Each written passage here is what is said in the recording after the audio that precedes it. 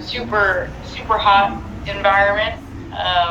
But yeah, the night ones are always a good time. This is part of the AVP Gold series, the top series, AVP Beach Volleyball. But I know a year from now, guys, the focus may not be on Atlanta. It may be on Paris and the Summer Olympics. That's quite a process.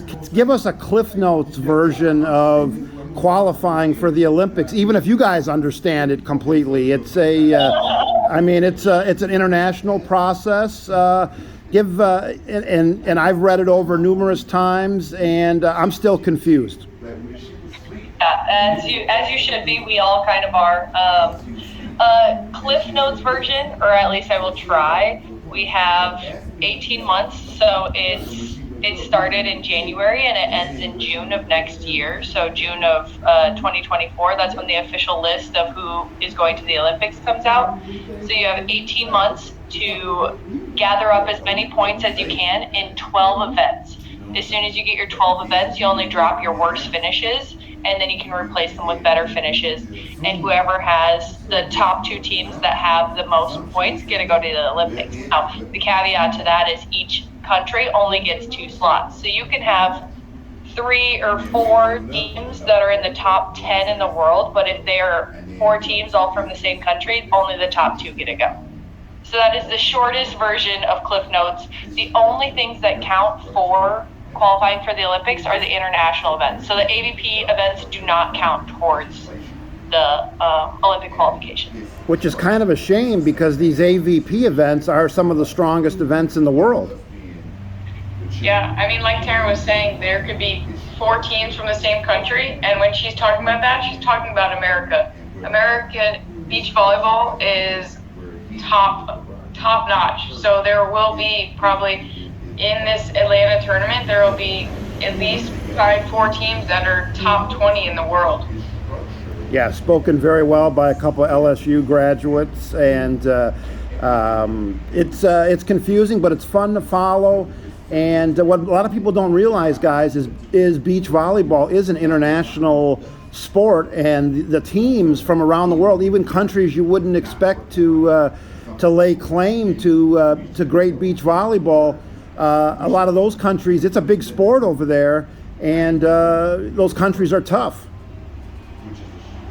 Yeah, I mean, I've actually learned about so many different parts of the world. I didn't even know that there are these small little countries, but then they have a beach volleyball team, and then you play against the beach volleyball team, and you find out where they're from and kind of get to know them a little bit more. So I think that's the cool part. It's making the world seem a lot smaller, playing and knowing all of these people from different areas of the world.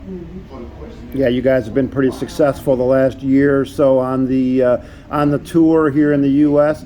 Come January, does the focus change then to international competition? How do you guys plan your schedule?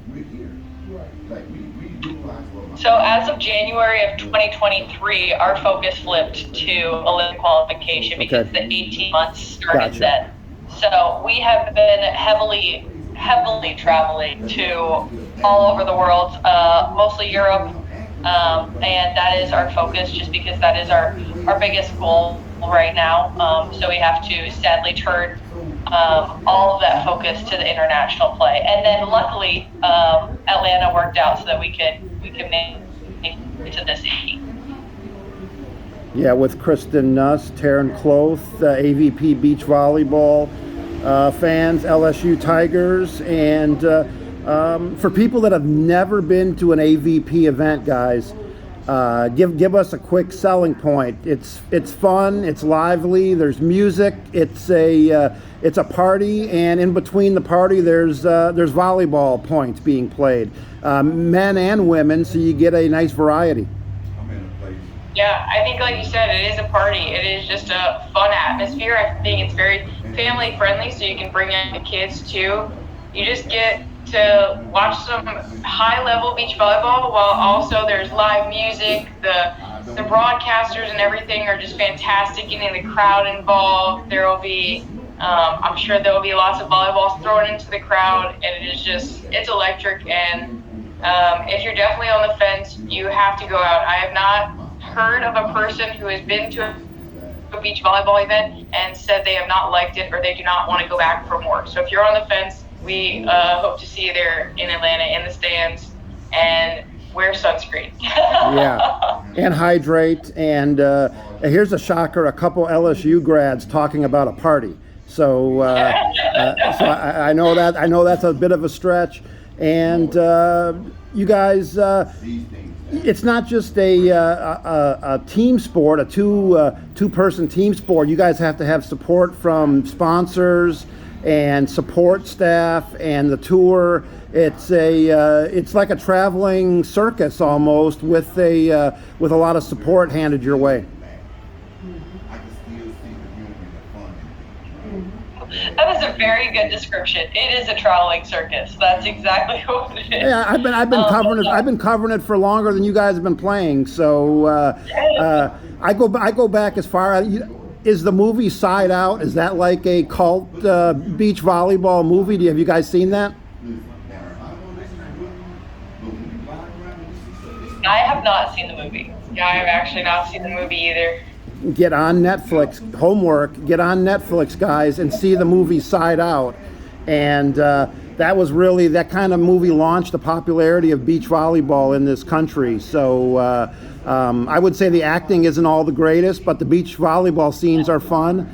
And people here in Atlanta will have that opportunity to see that in person coming up the first weekend in August. And you guys are part of the field. Who are a couple of the other teams to watch? And we don't talk about the guys enough.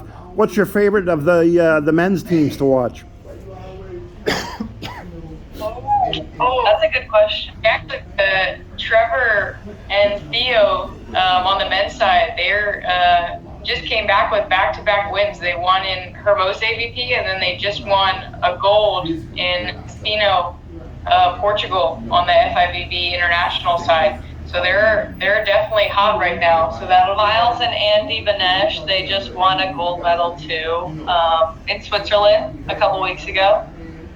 That's also going to be tough. I feel like the men are really, really fun to watch because they really get into it and they bicker back and forth, and you can hear them talking and they're loud about it and they get the entire crowd involved. And yeah, so I would say those two are definitely coming into the tournament pretty hot. Here's my one observation about the guys versus the girls. The guys all seem to they're hanging out afterward. They seem more friendly to each other. I like this. The women, it's more cutthroat. You guys are, I don't know if it's a guy versus a woman thing, but do you have friends on tour? Do you get along with the other teams? Are they friendly rivalries or are they real rivalries? No, I don't think there's anything.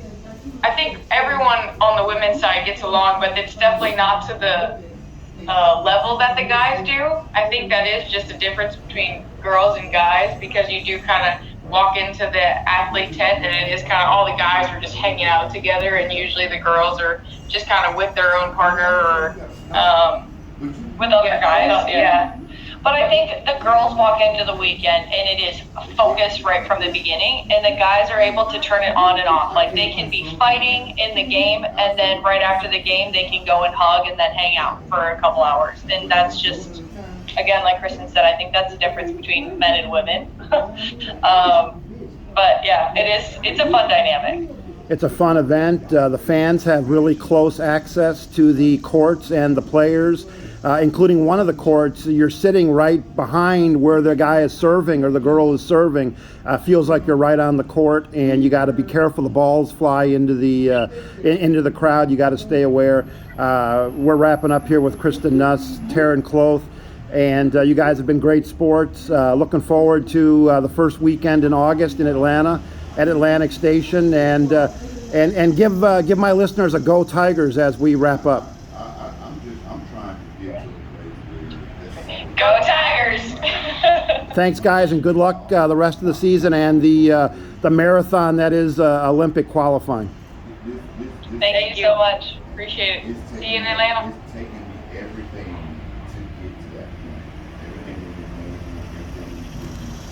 I look forward to the day that I can get out on the back there, look out on the golf, and I'm here for the golf, and take my time.